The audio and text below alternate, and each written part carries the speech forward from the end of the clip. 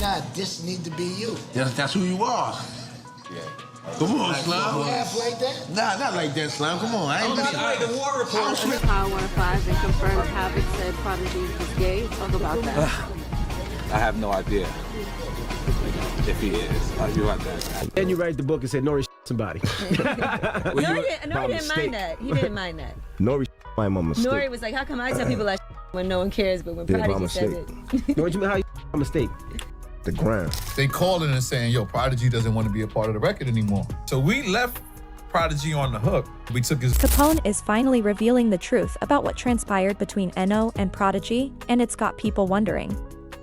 For years, people dismissed it as a simple rap feud, jail gossip, petty street drama, nothing major, but now that Capone is talking, fans are making connections that were hidden in plain sight. Some even claim that fallout. So what did Capone reveal? What was the real smoke between N.O.R.E and P? Could N.O.R.E have been connected to that rumored behind-the-scenes industry plot to shut Prodigy down permanently? No.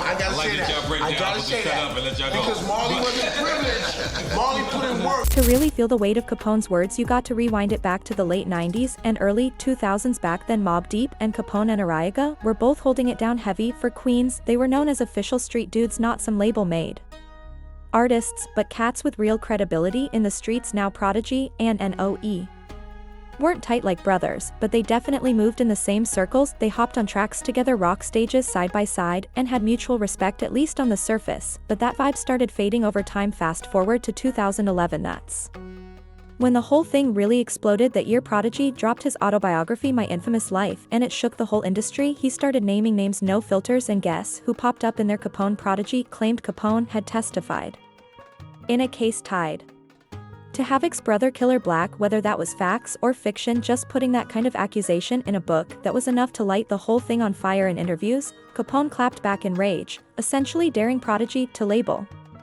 him a snitch in front of him. It wasn't just a line, it was genuine pressure. Nothing about the crime. I wasn't Killer's co-defendant. I wasn't there when the crime happened. I ain't speak to him after. I ain't speak to nobody after. But I gave a fake statement. Hey, it happens. But I didn't put nothing in there to incriminate nobody. But at the end of the day, when it came time to go to trial, they try to use that shit. Like I gave a statement. But go ahead, it's a lie. I don't care. Because Prodigy tried to say, oh, he gotta, what'd he say? He gotta take it up with himself or something. Some fun like that. I'm like, my man, I'm a G. Let me tell you something. I bust my gun to the fullest in the hood, man. I did my crimes. I went up north. So in that time, when all that's supposed to happen, right after that happened, I came right back to the hood. I didn't go nowhere to hide. I didn't dip from nobody. I was in your face. I was in everybody's face. Nobody had nothing to say. Killer came home. He seen me numerous times in the street. We kicked it. Me and Hav kicked it. Everything. The who say I snitched on was in the streets with me. With me, man. With me. Like it's not a mystery that he was in the streets with me. Then when I go to jail, he goes and runs with the I was with before I went to jail. So come on, I can't be that much of a snitch, B, because had ample time to say anything they wanted, to do anything they wanted. It's 17 years later, my dude. Now come find out you drop a book. You want to mention that? Yeah, everybody told me that to my face 20 years, 15 years ago. You could have told me that anyway. You could have tried to dead my career. But don't wait till now when you drop a book to try to glorify your life. Like it's all that crazy, like I'm just a snitch. I did my bid. I didn't do a bid just for holding my... I never got punched in my face while having a... However, Prodigy's supporters weren't believing it at all. They were harshly criticizing Capone and asking him, why would you even take the stand and say anything if you weren't directly involved? Particularly when the streets view testifying as the ultimate betrayal, whether it is true or not. Just talking about it heated people up. And then entered the conversation as well, co-signing Charlemagne when he accused Prodigy of dry snitching for writing the book, and N.O.R.E told him, I like the way you put it. Essentially supporting that entire take. talking about his book. He has his autobiography out right now. Right. And he definitely kept it real about everything from his point of view. He did a lot of dry snitching, though. From everything that happened. He talked about people getting shot, people shooting, Yeah, he people definitely fighting. did. He said it, and you. I like the way you put it. You dry snitch ass. I like the way you put it. However, that only served to stoke the flames. Eventually, the two attempted to settle the dispute online, and Prodigy took to social media to address the matter by posting, "I don't know why people are saying I beat N.O.R.E. up. That's not what happened. And that's not what my book says either. Read before you talk. I didn't say that we won or lost the argument, it just happened, and I narrated the narrative. That's how autobiographies depict real life, and I kept it brief by responding, my ninja." It appeared as though the feud had been resolved when Havoc, yes, took to Twitter in 2012 and accused Prodigy of being gay in addition to claiming that Prodigy had been sending love letters to men while incarcerated. Havoc wrote, "I have ninjas in the jail system to support that Prodigy was smashing homies in jail. Prodigy, prove me wrong, please. I got a big announcement, ninjas, those who were locked with him know the truth, but that wasn't even the end of it." Havoc also asserted that he challenged Prodigy to a one-on-one fade after slapping him, saying, "I had to smack P and ask him, let's do a one-on-one." He was alarmed, so he went one step further and called Prodigy a Long Island B, asking if he indeed had Queensbridge stripes. Later, Havoc attempted to retract everything, saying that his phone had been taken and that he hadn't sent those tweets, but this is when things got very sticky. Statement. Just getting back into New York after my Easter weekend with family and friends in Jersey.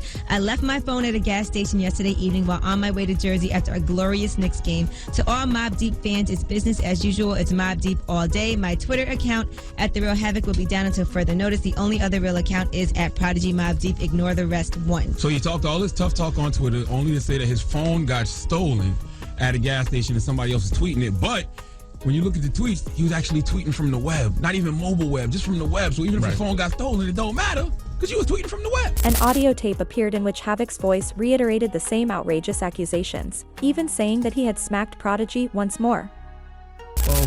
This is Havoc, right? This is Havoc. Talking about Prodigy. Yes. We'll say allegedly just to cover our ass, but this is Havoc. I don't got nothing against gay people or nothing like that, but I'm just saying, look, your son, look, watch, and then is in the jail, come out from the woodworks, and they're gonna tell you what the this was doing. He gay. I had to smack him like a month and a half ago when we was doing South by Southwest. Now explain what he just said, Charlamagne. He basically said that his former partner in rhyme, I don't want to say former because I guess they're still together, Prodigy is gay and there's dudes in the jail that are going to come out the woodworks and back up his story, and he actually smacked Prodigy a month and a half ago at the South by South concert. He chose to further stir things up by jumping into the mix and admitting that Havoc was the voice in that crazy recording. However, he didn't stop there and gave Prodigy a sly little jab, indicating that the secret would soon be revealed. Like what, cat? And what are you really hinting at?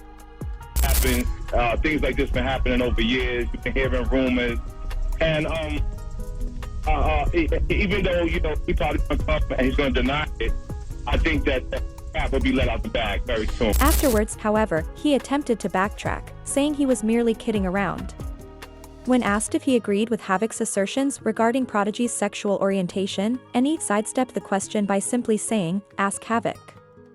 Real vague, but by that point the streets were already on fire with rumors. Some fans figured it was all just to set up a publicity stunt to sell books, boost headlines, and keep the buzz going. Even Prodigy later admitted they kind of milked the drama at times, but others, they felt something deeper, more personal was lurking underneath all of it. Now fast forward to today, and it's looking like cracks are forming between Capone and No! Word is Capone's been keeping his distance, not linking with N.O.R.E. like he used to. Allegedly, Capone's been telling folks he don't like how Northeast moves these days, or the kind of industry circles he's cozy with, and here's where it gets dark. We can't ignore that Prodigy spent years speaking out against the machine. He wasn't quiet about it either. He called out the music industry, government systems, prison networks, even secret societies, straight up name dropping the Illuminati.